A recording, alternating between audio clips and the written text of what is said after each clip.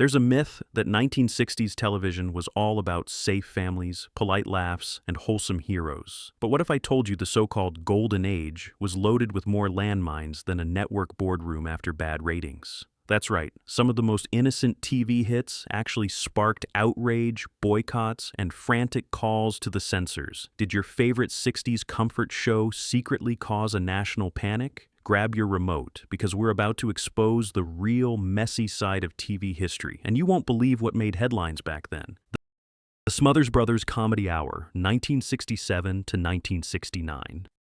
Here's the wildest thing about the Smothers Brothers Comedy Hour. It started out looking like a basic variety show with some folksy singing and harmless jokes. But before the second commercial break, Tom and Dick Smothers had set their sights on every nerve in American culture. Suddenly, the show became a lightning rod. The brothers poked fun at politicians, called out big issues, and invited counterculture icons that made network suits sweat through their neckties. CBS executives watched every taping like it was a bomb about to go off. Scripts were shredded, sketches axed, and musical performances chopped in half if anyone said something dangerous. And the Smothers Brothers? They just turned up the volume. You'd get moments where one brother would crack a sly line about the Vietnam War, then flash a grin straight at the camera like they were daring the censors to blink. Pete Seeger showed up and sang a song about war, and that footage was cut so hard it nearly vanished from TV forever. By 1969, the pressure was too much. CBS canceled the show in a move so dramatic, the fallout is still talked about in TV history classes. But here's the punchline.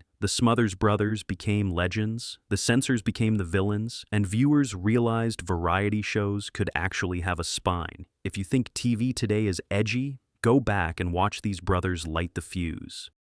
Star Trek 1964 to 1969.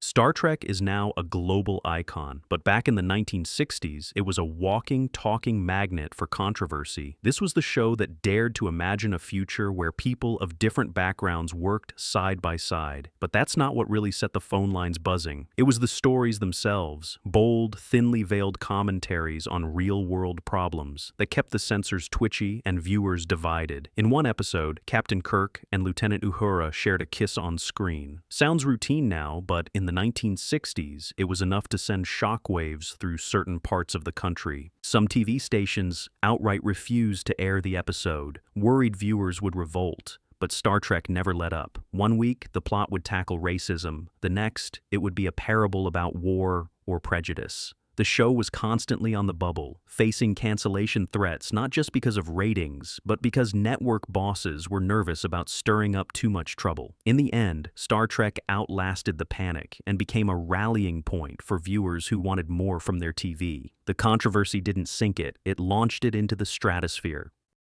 Peyton Place, 1964 to 1969. Forget what you've heard about small-town life being all sweetness and harmony. Peyton Place shattered that illusion with enough drama to keep every PTA meeting busy for years. This was primetime's first real soap, and it threw open the doors on secrets, scandals, and whispered rumors that had always stayed hidden in American living rooms. Every week, the show tackled topics that would make most sitcoms run for cover: family disputes, forbidden relationships, and complicated friendships. But it was the way Peyton Place talked about what nobody else would that really had viewers and censors riled up. Neighborhood watch groups organized letter-writing campaigns, furious at the idea of this filth on their screens. School boards debated whether the show was corrupting the youth. Even with the protests, ratings soared. People who claimed to hate the show never missed an episode, just so they could complain about it the next morning. ABC didn't mind. Controversy meant headlines, and headlines meant viewers. In the end, Peyton Place rewrote the rules, showing that TV could stir up just as much trouble as it solved. Julia, 1968 to 1971. For most viewers, Julia looked like a gentle modern sitcom about a nurse and her young son trying to build a new life. But underneath the surface, this show was quietly blowing up one barrier after another.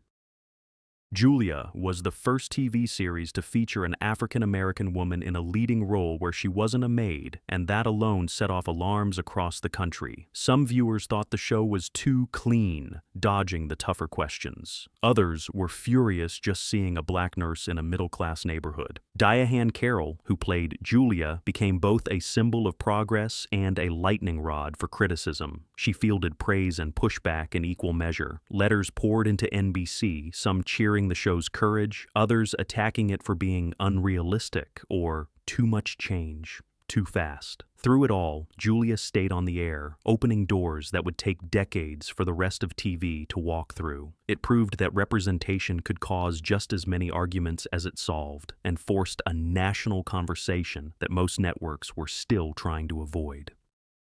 The Beverly Hillbillies, 1962 to 1971. How can a show about a family striking it rich and moving to Beverly Hills be controversial? Only in America, the Beverly Hillbillies looked like a harmless fish-out-of-water comedy, but it hit nerves on all sides. Urban critics accused the show of making rural Americans look foolish and backward. Southern viewers argued the show was a cheap shot at their way of life. Meanwhile, some academics wrote essays about how the show undermined American values by turning the rich into clowns and the poor into heroes. The real controversy, though, was in how much everyone argued about it. CBS loved the ratings, but hated the constant mailbags of complaints. Eventually, the network tried to distance itself from rural comedies with the infamous Rural Purge, Axing Hillbillies, and other similar shows in a single stroke. But by then, the Clampetts had already left their mark. Whether you laughed, cringed, or wrote angry letters, you couldn't ignore them. The Beverly Hillbillies didn't just survive controversy, they turned it into a weekly event. I Dream of Jeannie, 1965 to 1970.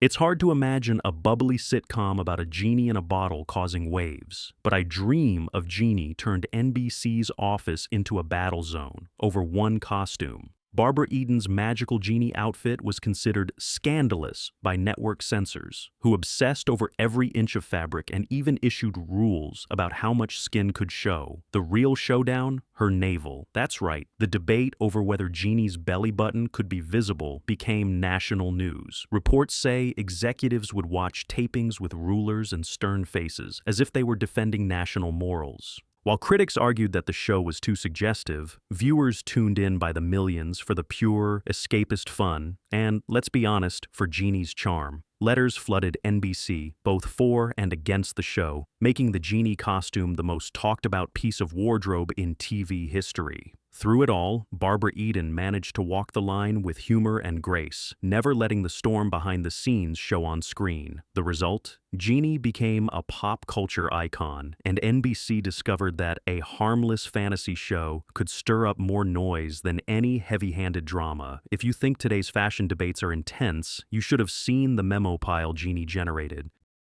The Defenders, 1961 to 1965. Legal dramas today love to boast about tough topics, but the Defenders set the bar when it came to pushing the envelope. Week after week, E.G. Marshall and Robert Reed's father-son legal team took on cases that most shows wouldn't touch. Topics like civil rights, free speech, and even medical choices that were rarely discussed in polite company. In the early 1960s, these subjects were dynamite. Sponsors got cold feet, affiliate stations refused to air certain episodes, and the network braced for backlash every time the opening credits rolled.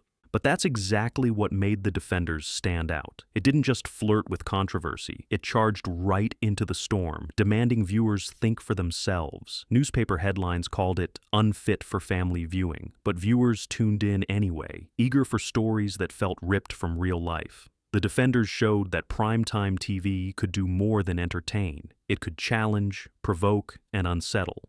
And it proved that sometimes asking tough questions was the most important thing television could do. The Flying Nun, 1967 to 1970.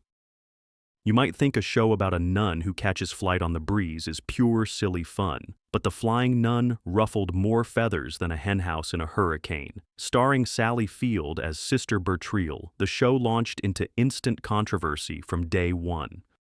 Religious groups cried foul, accusing ABC of mocking sacred traditions. Critics wrote think pieces about whether nuns should ever be shown on TV as anything other than strictly serious. The network scrambled to keep everyone happy, insisting the show was all about innocence and positive values. Despite the noise, The Flying Nun soared in the ratings, with Sally Field's warm-hearted performance winning over even some doubters. Still, every episode was scrutinized, with censors and network execs examining scripts for anything that might set off another outcry. For all its fantasy, The Flying Nun was a lesson in how the simplest ideas could hit raw nerves, and how sometimes controversy is just a strong wind that helps a show take flight. In the end, it proved you can't please everyone, but you can make them talk. Batman 1966 to 1968. Campy, colorful, and loaded with pow and bam, Batman should have been pure escapism, right? Not so fast. When Adam West's Batman burst onto screens, some parents and watchdogs saw red. The show's comic violence and cheeky humor were instantly targeted as dangerous for children. Groups called it a bad influence, blaming everything from playground fights to declining homework scores on the Caped Crusaders' adventures. But Batman wasn't just controversial for its slapstick. The show's double meanings and flamboyant style had adults whispering that it was subversive. Newspapers debated whether it was too wild, too strange, or too clever for its own good. Yet the uproar only fueled the show's popularity. Kids loved it, teens idolized it, and adults either cringed or secretly enjoyed every crazy moment. In just 2 years, Batman set off a national debate about what TV should be, and showed that even the silliest superhero could become a cultural lightning rod. East Side, West Side, CBS, 1963 to 1964.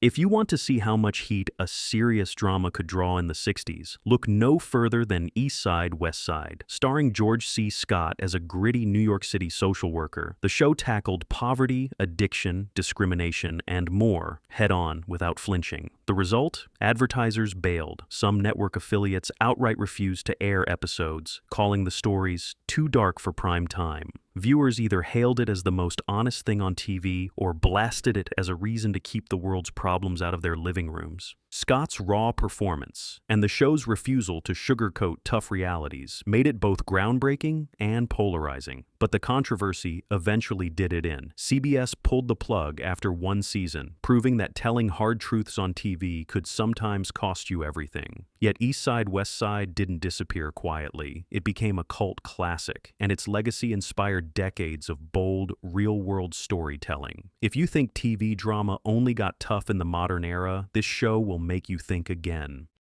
He and She, 1967 to 1968.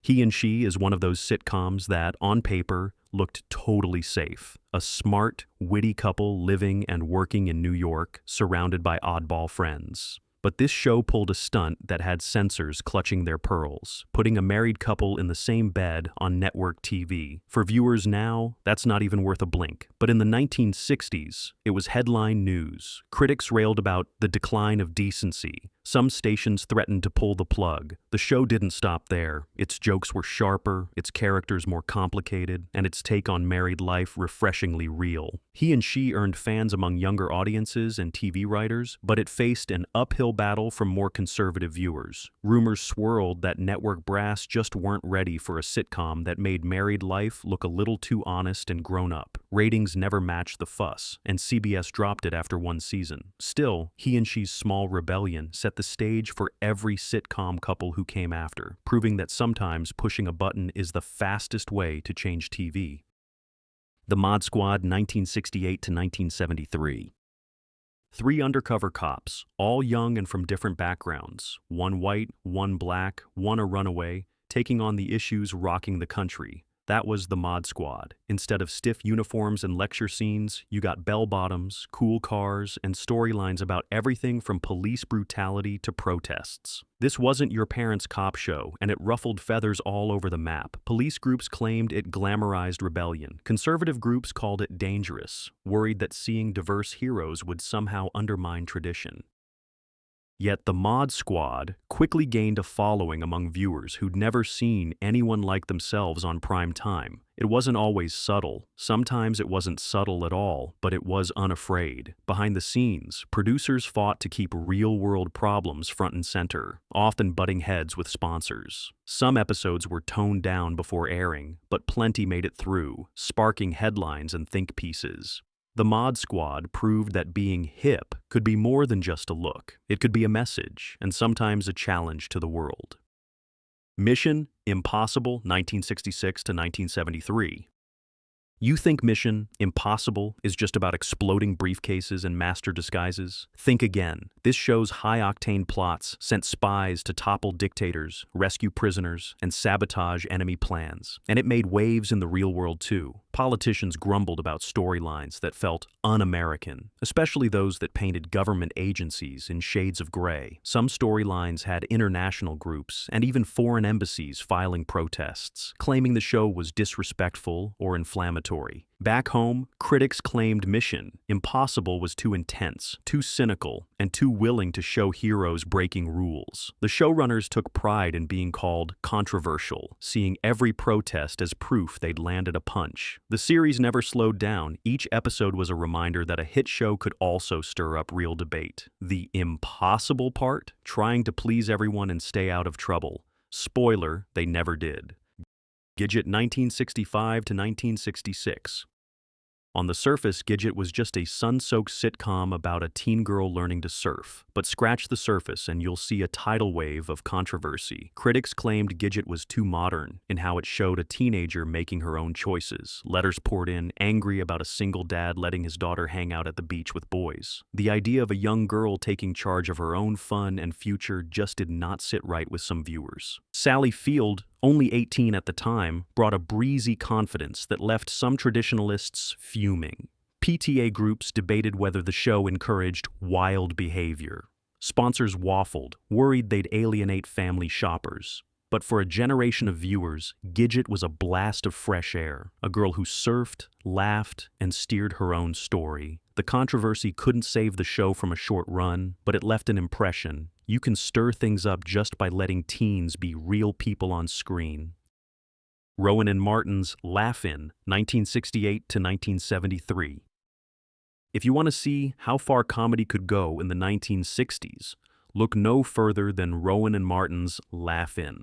This was the original rapid-fire, anything-goes sketch show, and it made news every week for jokes that took aim at politics, celebrities, and the taboos of the day.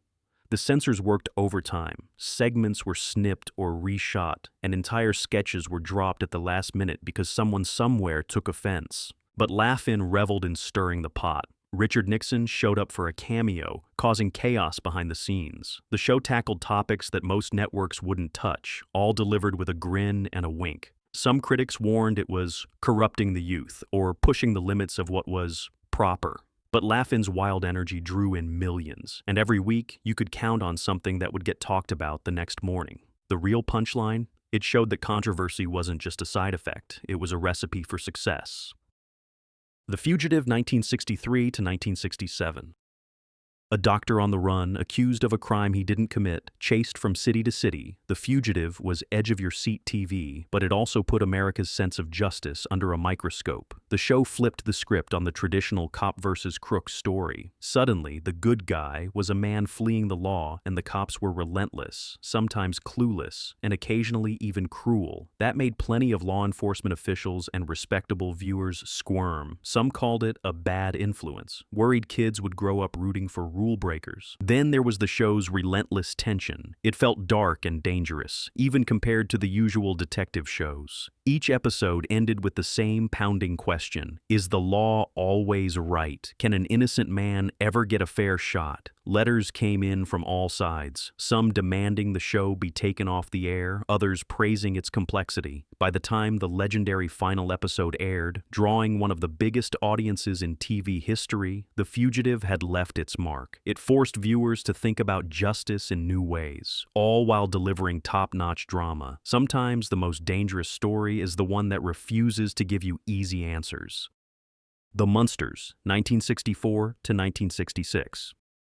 Imagine pitching a sitcom about a family that looks like classic Munsters and acts like your typical next-door neighbors. CBS rolled the dice with the Munsters and set off a national panic among people convinced it would warp children's minds. Critics warned that making monsters lovable was a sign that TV had lost its way. Parents wrote angry letters, worried their kids would copy the Munster family's odd habits or pick up spooky lingo. But here's the twist. Beneath the makeup and goofy gags, The Munsters was one of the most wholesome shows of the decade. Every week, it delivered messages about kindness, family, and accepting people who are different. Still, that didn't stop the headlines or the hand-wringing. Censors kept a close watch, and the show was often lumped in with so-called problem TV. In the end, The Munsters outlasted the outrage. It became a cult favorite, and decades later, people still debate whether it was a harmless family comedy or something more subversive. If you ever needed proof that controversy can make a show legendary, just look at this ghoulish gang.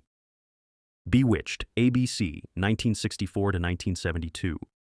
It seemed innocent, a housewife with magical powers, a bumbling husband, and plenty of slapstick fun. But Bewitched ruffled feathers from its first season. Critics called out the show for undermining traditional family roles, worried that Samantha's powers made the husband look weak or unimportant. Letters poured in asking why a wife should outsmart her husband every episode, and some groups argued that the show was teaching kids to disrespect authority. ABC mostly ignored the noise, trusting in the show's massive popularity. The real controversy, though, was in how Bewitched gave its main character agency, wit, and independence. At a time when most housewives on TV just cooked and smiled, Samantha's mischievous spark made her a role model for some and a target for others. The show quietly pushed for equality, even as it kept the laughs rolling. Bewitched proved you can charm your way through almost any controversy, as long as you have a good story and a twitch of the nose. My Mother the Car, 1965 to 1966. It's the punchline to a million jokes, a sitcom about a man whose mother is reincarnated as a talking antique car. Critics called it the worst show ever made, and viewers didn't know whether to laugh or change the channel. But the real controversy wasn't just about the wacky premise. It was about networks spending big money on ideas that seemed to make no sense. Some columnists blasted the show as proof that TV executives were out of touch with real America. Others argued that such outlandish plots were encouraging a decline in taste. NBC tried to defend its gamble, but the backlash was overwhelming. My Mother the Car sputtered through a single season before being junked, but its legacy lives on as a cautionary tale. Sometimes controversy is a sign of bold creativity. Other times it's a warning that the brakes should have been hit a lot sooner. Green Acres, 1965 to 1971.